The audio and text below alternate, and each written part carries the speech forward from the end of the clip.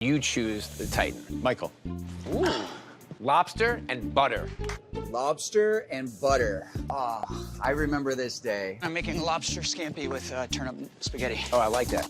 I made it with turnip noodles. I made this reduced lobster sauce. I doubled down on lobster. Like, I made a beautiful lobster dish.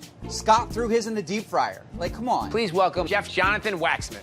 This is a lobster tail scampi with turnip spaghetti. And again, the lobster's slightly undercooked. You know, the lobster was cooked. Scott, your dishes received a total of 7 points. Michael Voltaggio, your dishes received 6 points. If I agree with you or not, I definitely feel like a 6 was, it felt personal. What I'm gonna do is get some redemption on my lobster scampi. I made it with turnip noodles. The only thing I'm gonna do is take out the turnips and replace it with radishes because maybe he just likes radishes better than turnips. I blanched this lobster tail for a solid 6 minutes. So this thing is cooked.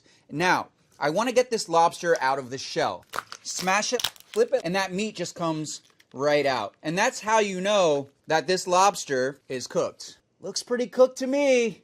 This part we're gonna get to in a little while because we're gonna prep the garlic breadcrumb topping. So I've got this saute pan to be like medium-high heat. I'm gonna start putting the butter in here.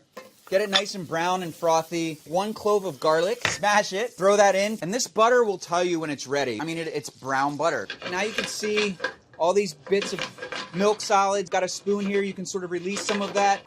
And then I'll throw my breadcrumbs right in there. Start to cook that until it gets nice and sort of golden brown. A little salt and pepper. Just gonna go right into my strainer. All that fat's gonna go off. And what you're gonna be left with is this brown butter breadcrumbs. To me, this is what crouton should be for a salad. Put it on a paper towel so it's not greasy. I want this to have texture. I'm making spaghetti out of vegetables. In this case, this is a Daikon radish. This is a big, giant, peppery, delicious radish. This machine that I'm using is a vegetable sheeter. I want to cut it so that it fits on this little dowel that it comes with. That should be about the size that I need it to be. This is gonna go right onto that little clip. Ta-da! And I start to fold it over itself like this. 10 to 12 inches, doesn't need to be too long. The scampi, which is traditionally served with spaghetti or a linguine, I'm gonna cut it more like that. What you get are these noodles right in the pan, medium-high heat. I also saved that brown butter that we made earlier. I'm just gonna use the clarified part. The lobster shelled, so I'll split it long ways. Get rid of any of that gunky stuff that you don't want. Get this hot. I'm gonna add my lobster to that now. Some chopped garlic. Got a little bit of Calabrian chili for some heat. So I'm gonna deglaze with the white wine. We're gonna build that sauce in the pan. So this is lobster stock that I actually reduced, so it's pretty concentrated. I'm gonna add these radish noodles, season this with some salt and pepper. I've also got some cold butter, and that's gonna turn this into like a glazy, shiny sauce that will coat everything that's in the pan. We'll just add that in, and we'll use that to like baste it over the lobster. Now we wanna add a little bit of acid, a little bit of that lemon juice right in there. Finish it with some chopped parsley. We're ready to plate. Put a nice little pile of that in our bowl.